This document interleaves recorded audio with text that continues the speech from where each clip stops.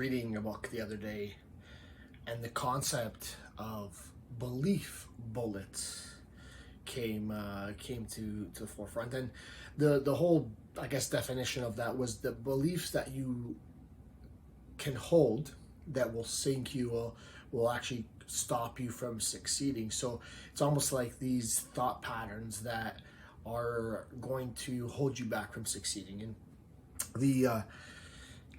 the author used an example of being an artist, and he liked to paint face paintings, and it was only after he had already done a second exhibit of facial paintings that someone said to him, "Oh, that's one of the hardest things to do."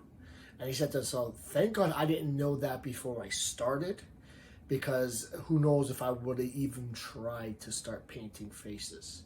And I think that does speak to a lot of people in fitness. I think there's a lot of beliefs that we dodged. We dodged these belief bullets that could have stopped us from succeeding, but instead we were not aware of it and we just started. And I think that's one of the benefits of just getting going sometimes without any planning at all. Just go, just start, because you will dodge these belief bullets. You will not allow yourself the room to start thinking about, in what ways you're going to fail, and what things are going to work and what things are not going to work. So what I think is important to happen right now is I want you to take a quick moment and reflect on any belief bullets, things that if you would have known before you started, you probably wouldn't even have started. So maybe you were under the belief that it was going to be really quick and really easy, and technically that is actually a good thing. It helped you.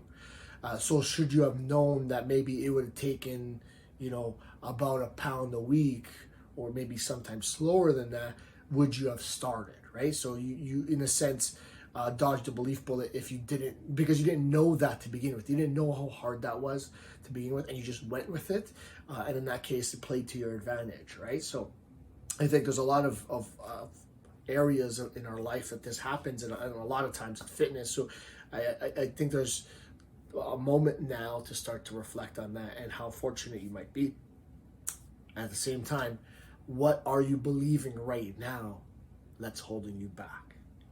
What are some belief bullets that are killing your plan because you're still believing them? Is it the way you're looking at yourself? Is it the numbers that you're focusing on? Is it the mindset that you're refusing to let go of? What is it that's holding you back right now? What part of what you're believing is getting in the way? It's very, very, very important to reflect on that as well.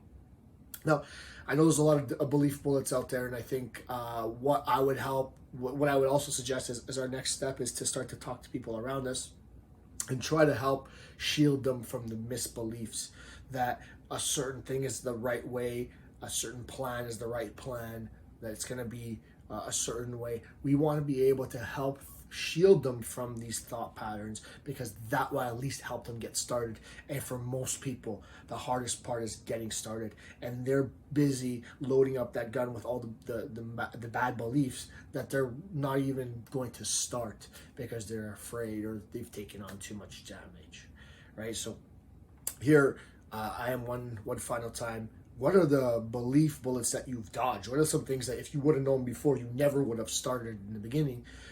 And what are some of them that you're still letting sort of slow you down and create damage on your body, in the sense that, if you were a video game character, it would be taking some of your health points away.